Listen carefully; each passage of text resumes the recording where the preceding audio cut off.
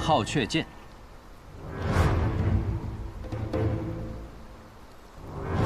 我能见到消失的传国剑法列国吗？怕是不会了。练国剑法他练得不好，我自己倒有一套剑法叫天下第二，是我当年自创的。那时候我想的是，我自称第二，谁人敢称第一呢？不过这一套剑法他也学不会。 一怒之下回去自己创套天下第三。没错，天下第三。所谓天下剑法，学堂李先生之后便是我，所以剑名天下第三。你叫天下第三，正好，我这一棍叫棍打天下。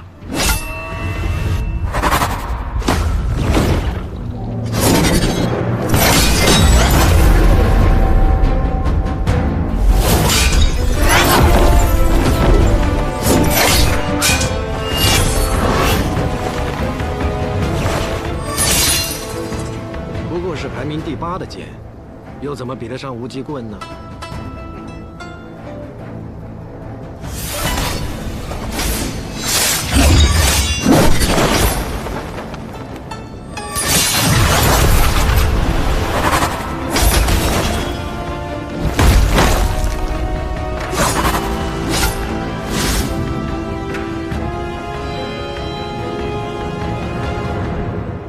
百里东军，师兄。 我来了！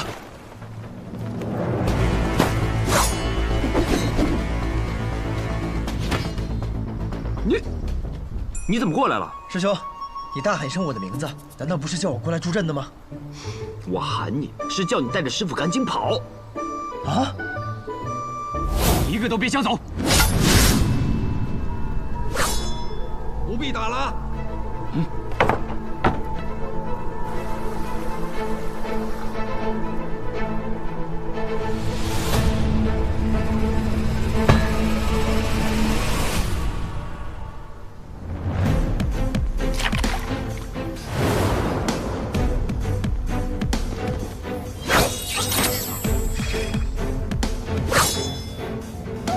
30岁以下者，你可称无敌；30岁以上者，胜你者不过10人，能杀你者至多3人。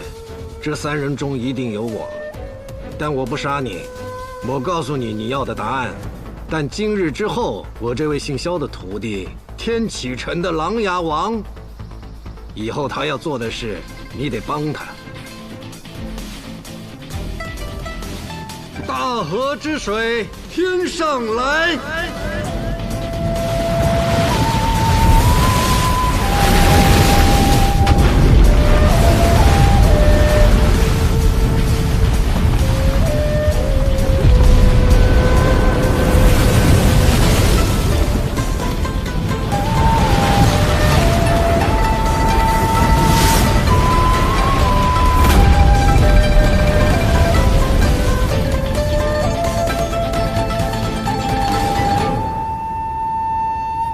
你想知道答案？好，我就告诉你答案。纵横江湖30载，以学堂之名震慑天下者是我。60年前冷暖双剑，一战大胜名剑山庄魏长树，人称昆仑剑仙者是我。90年前一身布衣，一柄残剑斩断魔教之祸者是我。120年前与诗仙同饮同眠同创，施剑绝者还是我。还有你最想知道的，150年前，凭一己之力创下白小堂者，那是最早的我。仙人扶我顶，结发寿长生。我如今180多岁了，是你的老祖宗。你对你祖宗用棍，放肆！竟然真的有如此之事！你都已经猜到大半，又何必要求这个答案呢？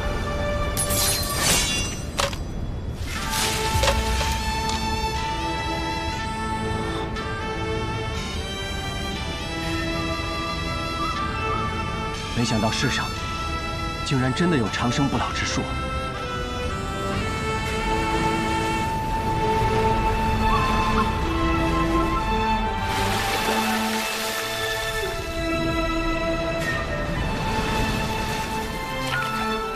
世上哪有什么真正的长生不老啊？只要在世间，就总会有归去的那一天。是我被困在这人间太久了。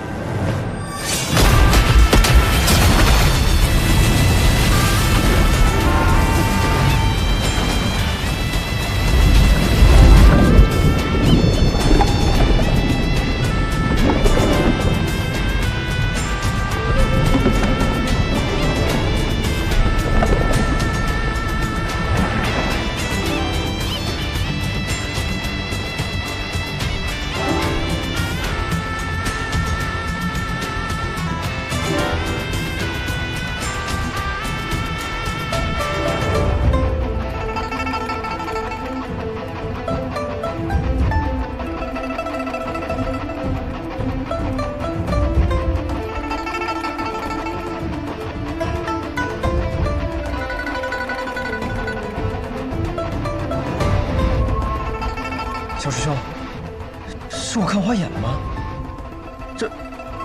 这是我们师傅？他怎么变得和我一样年轻了？师傅他真是人如其名啊，长生不老。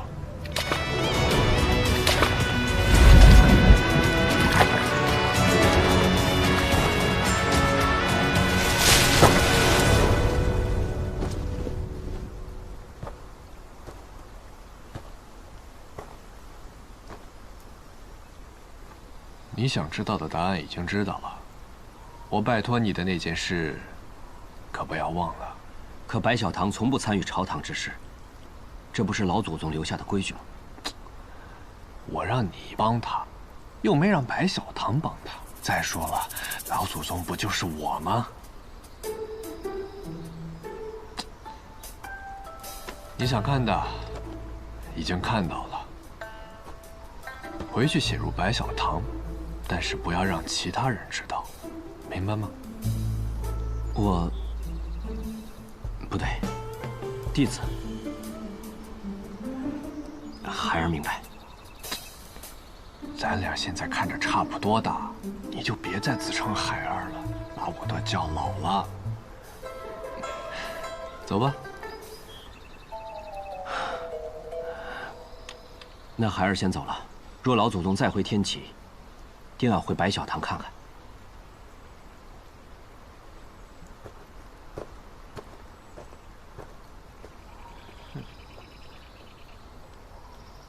小乳峰，弟子在。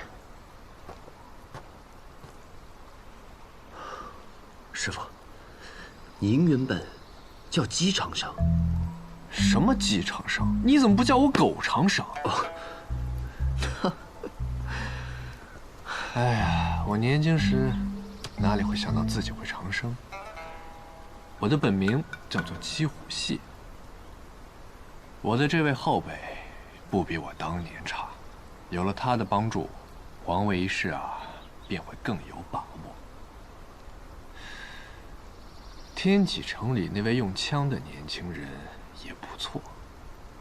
至于后面这位，你就别想了，身份特殊。弟子明白。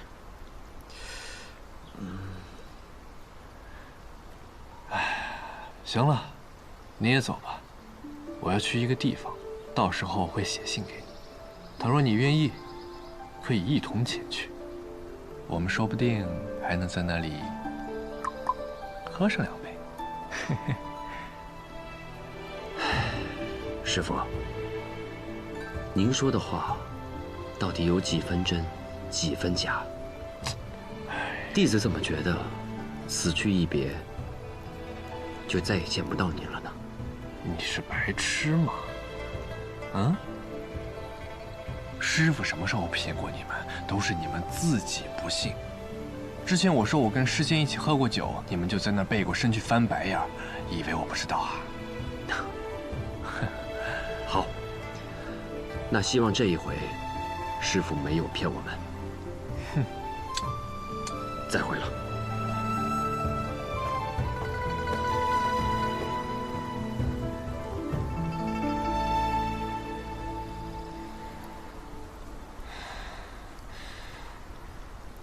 百里东君，师傅，哎，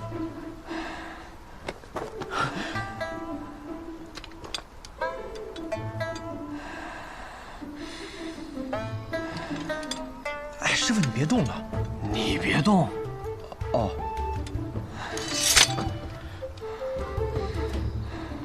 扶我回马车。好。哎。背我啊！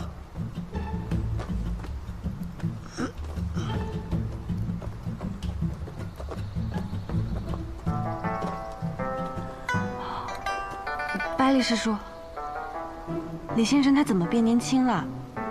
先回马车上吧。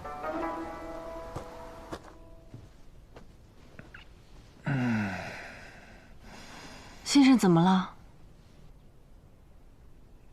肌肉方猜的没错，我现在确实功力快尽失了，只可惜他来早了一步，没有见到这难得一见的场面。这天下第一的李先生，现在就连你也能轻易的一剑杀了。这究竟是怎么一回事啊？怎么一回事儿？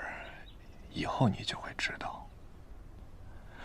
你们也不用担心，我只是有些虚弱，不是要死。我呀，只想好好的睡一觉。哎，师傅，你不能睡啊，睡了就醒不过来了。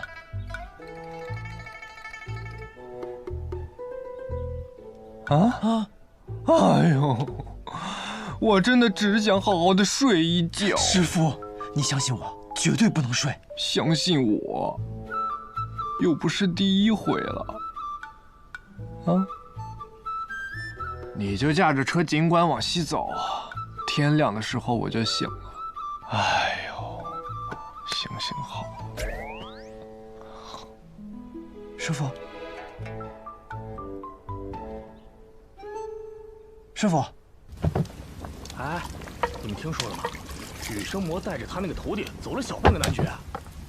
那个魔头似乎是要去什么洞月湖，挑战个什么剑仙。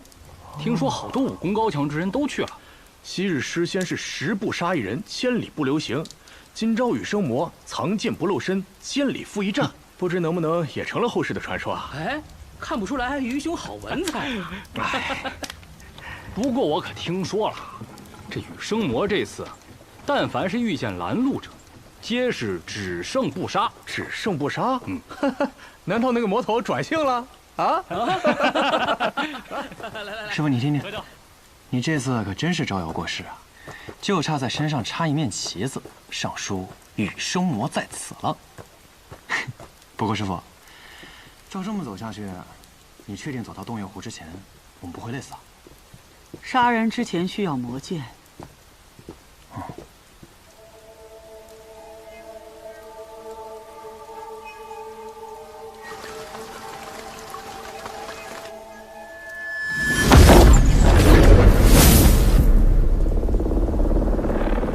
怎么？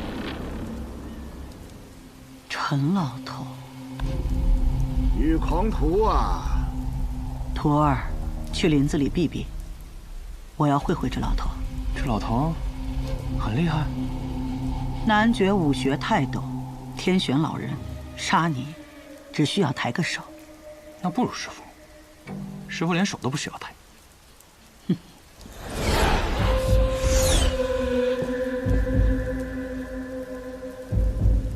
羽狂徒，咱们也有整整7年未见了吧？你是武学泰斗，我是魔头剑仙，见面无非是打架，不见也罢。听老朽一句劝，回头吧。你是什么东西？你有什么资格来劝我？李长生会听你的劝吗？我连李长生都敢打，你有什么资格在我面前说劝？你这一路只胜不杀，借水为剑，借花为剑，借叶为剑，就是从未拔剑。你是在蓄养剑气吧？剑气养足，杀意养够，再出一剑，就是惊天海地了。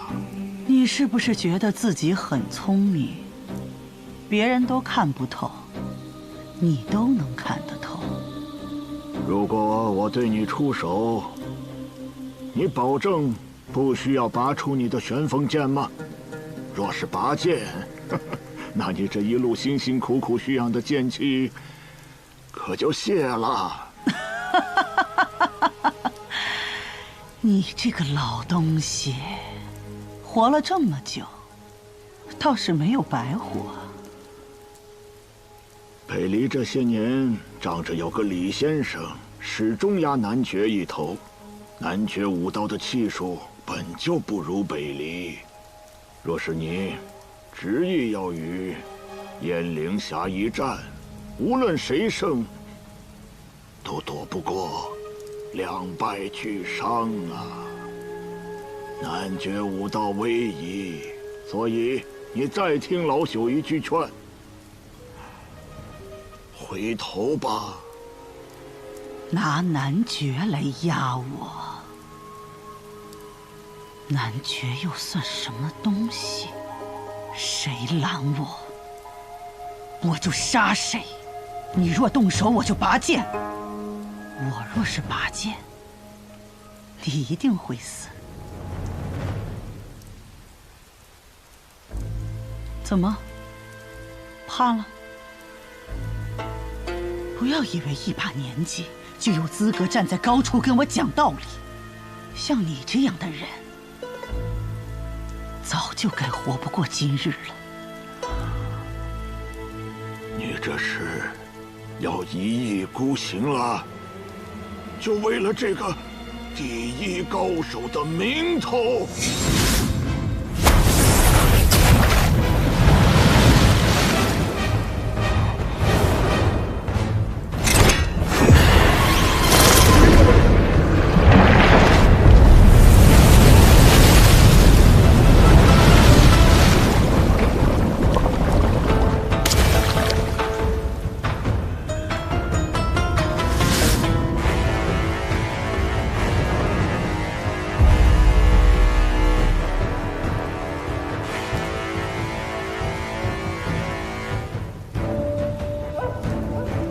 今日过后，天选老人就只是一个老人了。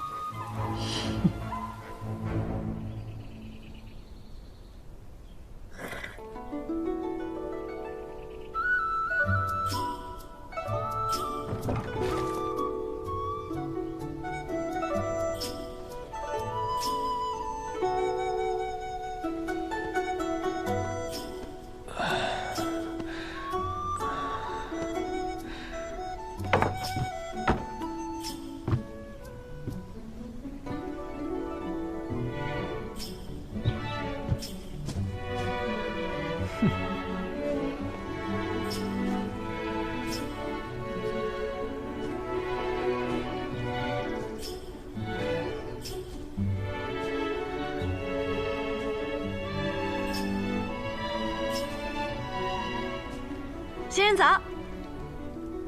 哎，早。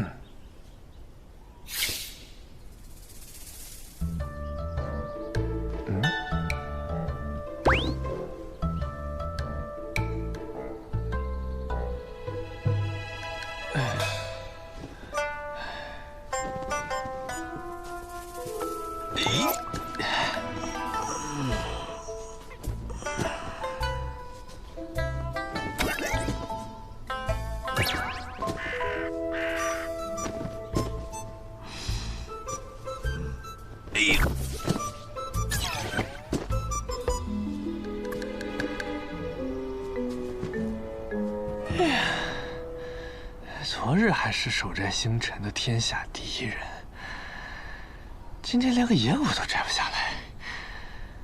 哎，好香啊！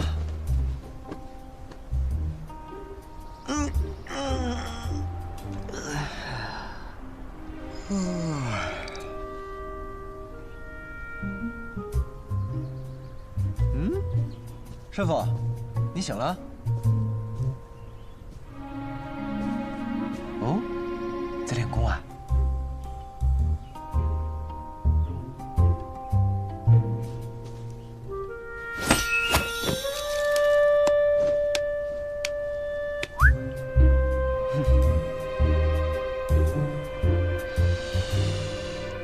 哇，好香的果子啊！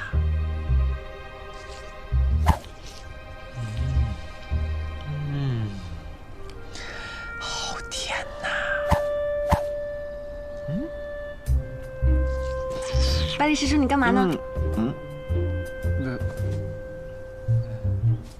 吃果子呀。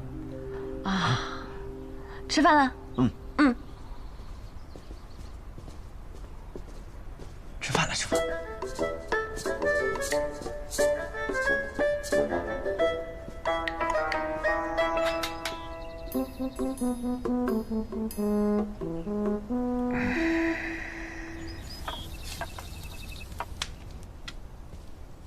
怎么，师傅不在，自己吃独食啊？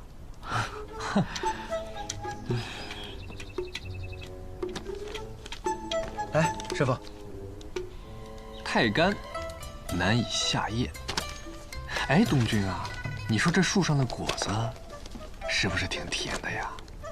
师傅当真偷看了？你只能问一个问题，确定要问这个？我怎么能忘得了您呢？这还差不多，问吧。师傅，你真是神仙吗？什么神仙？遨游天地，长生不老。我轻功虽强，一跃也高不过一座山。内力再好，这一掌不过掀起一条河而已。论这剑术吧，我在天下剑客中，应该是巅峰的级别吧。但倘若你让我一次性杀1万个人，那我的剑怕早就折了。这还不算神仙？如果这还不算的话，那返老还童总算了吧？你已经180多岁了，正常人谁可能活180多年啊？而且你就这么走着走着，就变成了一个比我还年轻的模样，除了头发白点。行，那就说说。其实也没什么，无非就是年少时去黄龙山拜了个师，学了个功夫。这个武功呢，非常难练，而且名字只有一个字儿，叫春。春。上古有大春者，以8000岁为春，8000岁为秋。庄生逍遥有所言，正是这春的含义。只要练会此功，每30年便会重返青春，而在这返老还童的那一年，功力就会尽失，需要重新修炼才能恢复。倘若此刻我在天启城内，那这件事情必定会暴露。天启城人多眼杂，人言可畏，所以我必须走。于是你就找了我和尹师侄，和你一路同行，为了保护你。看起来也不是这么一无是处嘛。可是先生，为什么是我们啊？是啊，我们俩是所有师兄弟中武功最差的，且阅历最浅的。姬若风说的没错，既然此功以30年为期，那么每过30年，我就会更换一次身份。倘若我一直留在他们身边，那我始终都是李长生。因为我与他们相处太久，身上有太多割舍不掉的东西，我不愿意这样，所以我就带上你。而你，是因为你师父跑来求我。你师父那样的人，竟然会为了一个徒弟来求我，有趣。说到这里，你们2个以后也别叫我李先生了。为何啊？因为属于李长生的30年已经结束了。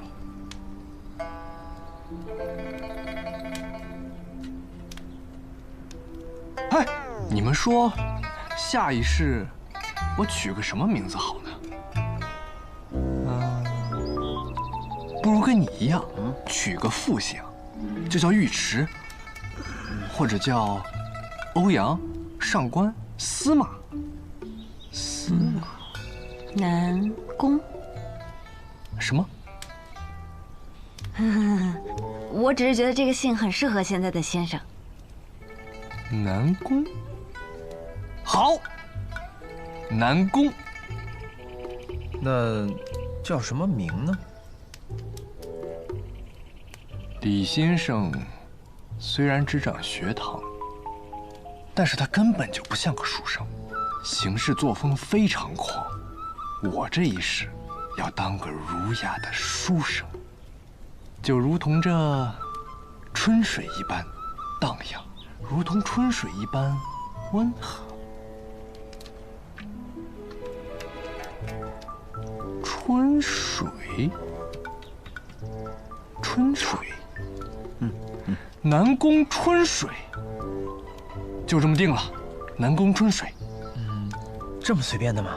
取名字就是要痛快嘛。你们以后呀，就叫我南宫兄，啊，春水兄也行，都可以。外人问起，你们就说我是你们游历江湖认识的好友，记住了吗？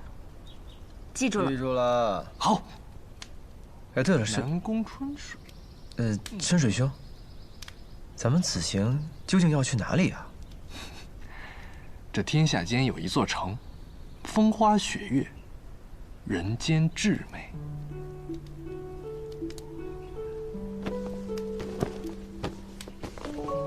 这里，雪月城。雪月城。没错，下观风，上观花，苍山雪，洱海月。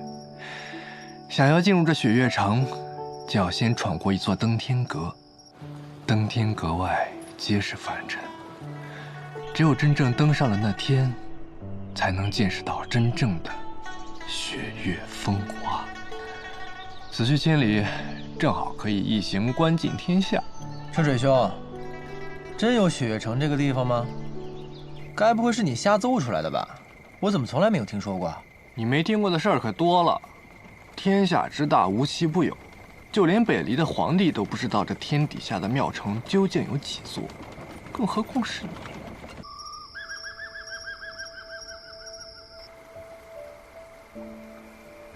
你师父教你的那套烟云剑舞，是他向我拜师时我传给他的。现在他又传给你，我看了也确实适合你。你就先练着，有什么问题随时向我问。多谢春水兄。对了，你师父登场的那套，你可千万别学啊，羞死个人！哎呦，天哪！是，那你可千万别告诉我师父。放心。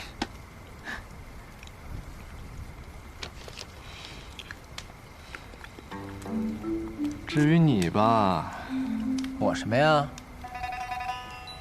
你该不会还想教我武功吧？就凭你现在？现在我武功暂时是废了，但是功法可都在我脑子里。你再看看你，有着绝世的内功、绝世的剑术，还有这副经药酒打造的药修之体。但你怎么还是那么弱呢？哎，要教我你就教啊，可不带这么损人的。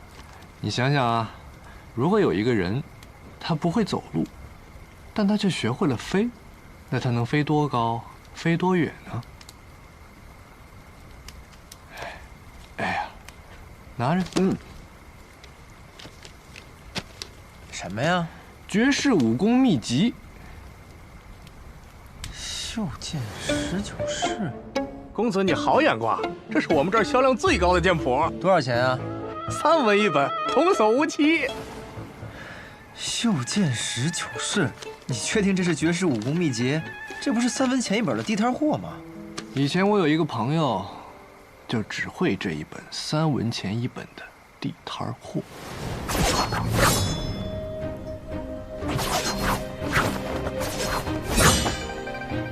这剑法如此蠢笨，为何还要反复修炼？因为我出身寒微，所以只买得了这一本剑谱。练了多少年了？我5岁开始练剑，至今已有17年了。但是我要告诉你，即便是最普通的剑法，只要练上1000次、10000次，也能领悟其中的奥妙。所谓聚沙成塔，滴水石穿。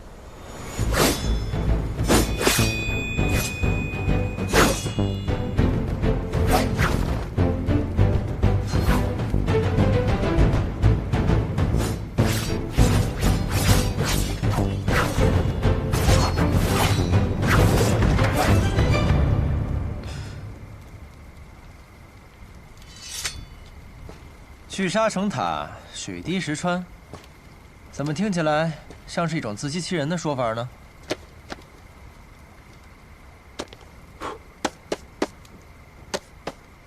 哎，对了，后来他怎么样了？一定是一辈子寂寂无名吧？寂寂无名。我的那位朋友正是在这本最普通的剑法的基础上，创立了一套绝世的剑法。剑法名列国。列国？列国不是小师兄的家传剑法吗？正是。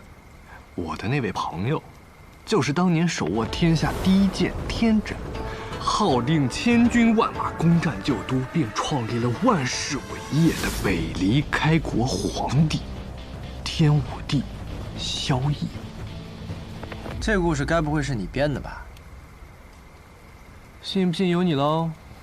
先生是想通过这件事情告诉你，你的西楚剑阁固然高妙，但在江湖上不缺高妙的剑法，反而因为它太过精妙，很多时候难以施展。你缺的是如何把这袖剑19式练成西楚剑歌。剑在你手中，即便是最普通的剑法，也可以舞出最绝妙的风姿。不错，不错。袖剑19式，好好练吧。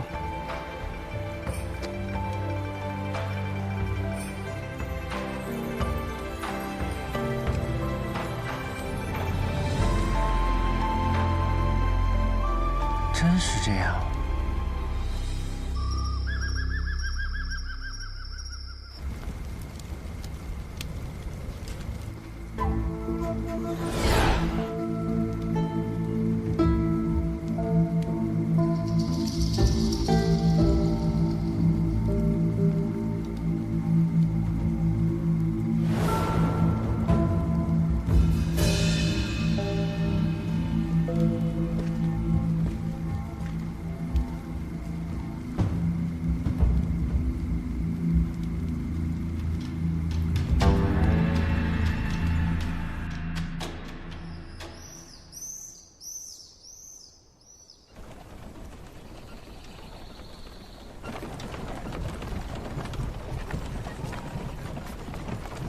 尹世直，尹世直，哦，你在想什么呢？这么入神？没什么，可能是有些累了。累了。春水兄，我们去前面的小溪边歇息一会儿。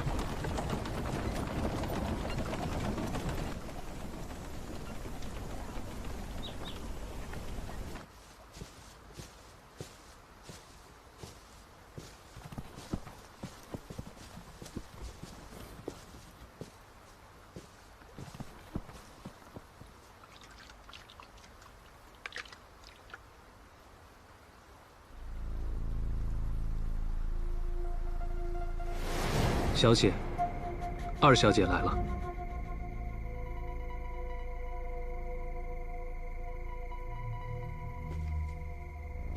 她希望同您见一面。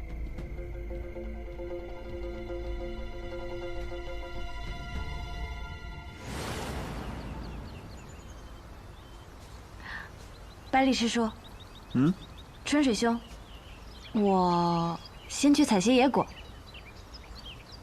不如我去吧，这种活怎么能让你干呢？百里师叔，你武功比我高，留下来照顾春水兄更妥当一些。那就有劳你了，早去早回。好。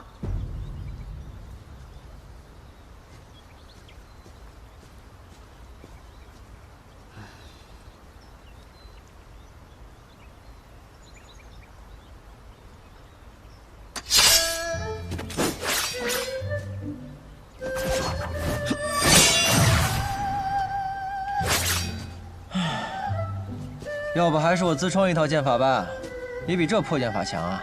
我跟你说了多少次了，这可不是什么破剑法，曾经可是有人把它练出了剑仙的风范。那人练了19年才名扬天下，我可等不到那个时候。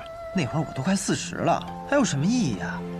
你就这么急着名扬天下？那是，我跟人家可是有约定的。他说等我名扬天下的时候便会来寻我，所以啊，我不能让他等太久。哼，女人啊，她可不是普通的女人，她是我心中最美的女人。当然，我只与她见过2次，互相喜欢还谈不上，但我坚信，当我名扬天下，与她重逢的那一天，将会是我们故事真正的开始。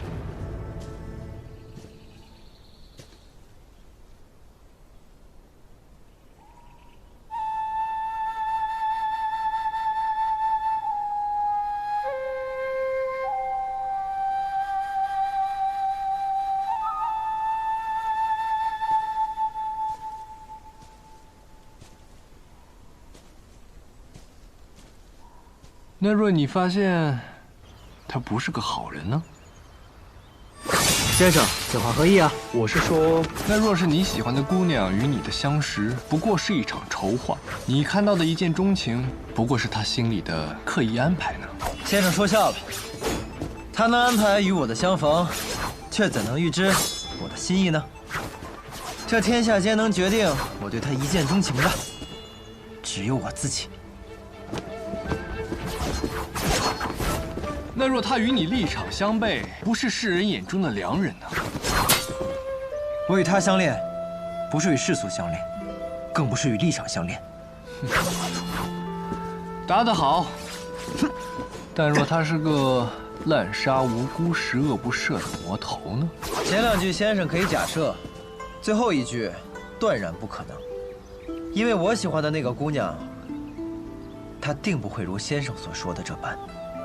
哦，你就这么笃定？因为她目光澄澈，眉目如画。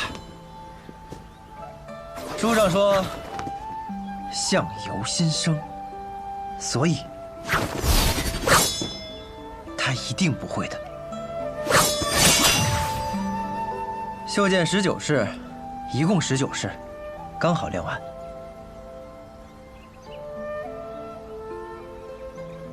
李长生啊，还真是收了个好徒弟。妹妹，姐姐，你怎么出来了？我出来看姐姐。姐姐，和你在一起的那个人，就是让你放弃复国的百里东军吗？妹妹，我没有放弃复国，更不会因为百里东军他而放弃复国。我懂，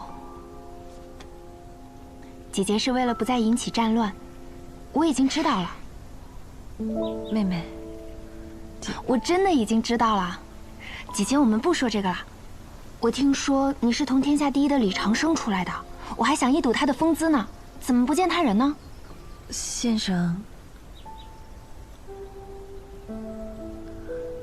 他暂时有点事情，便和我们分开了。哦，原来是这样。阿姐，你是不是不方便出来太久啊？快回去吧，我也要回去了。嗯。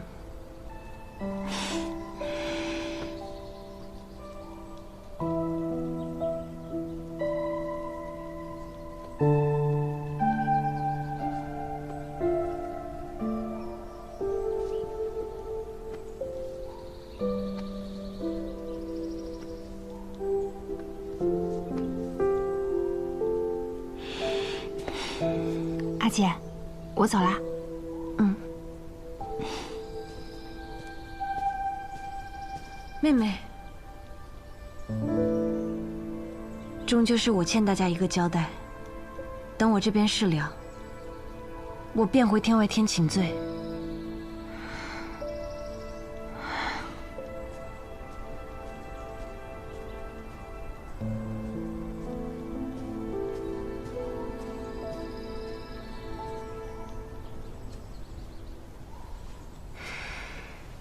小姐之前说的另一条路，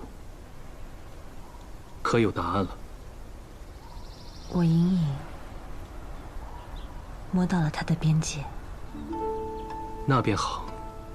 无论今后能否与小姐同路，齐宣都祝小姐可以达成所愿。还有，不管今后发生任何事情，齐宣都不会伤害小姐半分。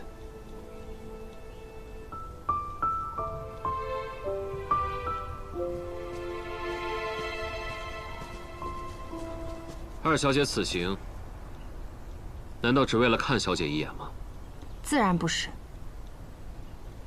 岳瑶带不回百里东军没关系，我岳青